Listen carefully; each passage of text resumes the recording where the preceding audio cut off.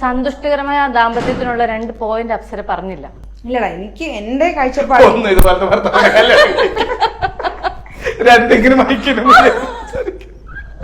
ചേട്ടാ അതിനെങ്കിലും അവസരം കൊടുക്കും ചേട്ടാ. പറഞ്ഞു പൊന്നു പറഞ്ഞു ആടാ ഇപ്പൊ മറ്റേ ഭർത്താവായി പൊന്നു പറഞ്ഞോളാം.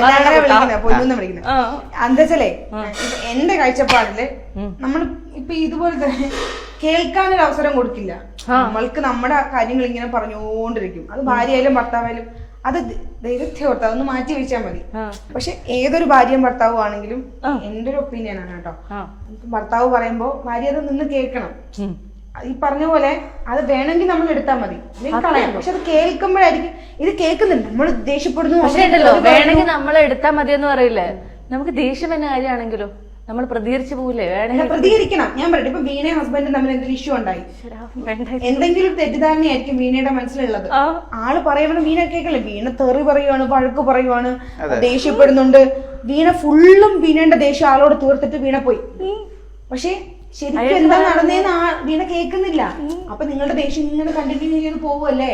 നിങ്ങൾ എന്നിട്ട് കേട്ടാലേ അത് കോംപ്രമൈസ് ചെയ്യാൻ പറ്റുള്ളൂ. ചേട്ടാ ഉദാഹരണം പറഞ്ഞ അതെ, എന്റെ ഭർത്താവ് ഞാൻ ഒരു പ്രശ്നമില്ല കേട്ടോ, ഞങ്ങൾ വളരെ ചിൽ കപ്പിളാണ്.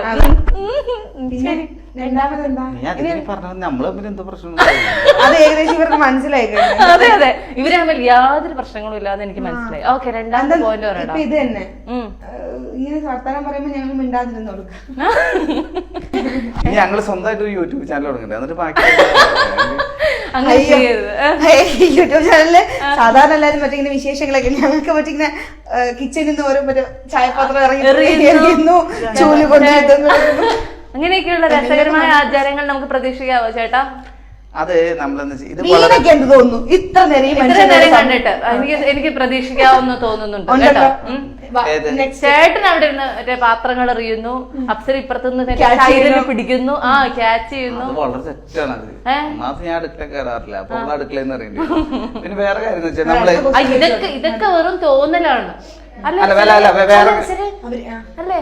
അടുക്കള കേറൂല. സത്യം പറഞ്ഞ ഞാനിപ്പോ ഫുൾ കിളി പോയിരിക്കും, എനിക്കൊന്നും മനസ്സിലാവില്ല.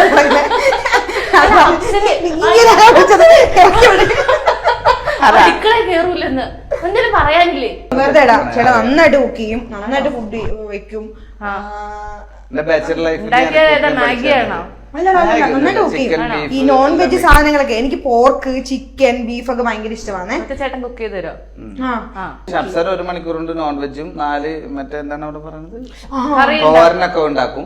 ഞാൻ ഉച്ചക്ക് രാവിലെ എണീറ്റ് ഉച്ചക്ക് ഉണ്ടാക്കണമെങ്കിൽ ഒരു ബീഫ് കറി ഉണ്ടാക്കി വരുമ്പോ വൈകിട്ട് 5 മണിയാവും.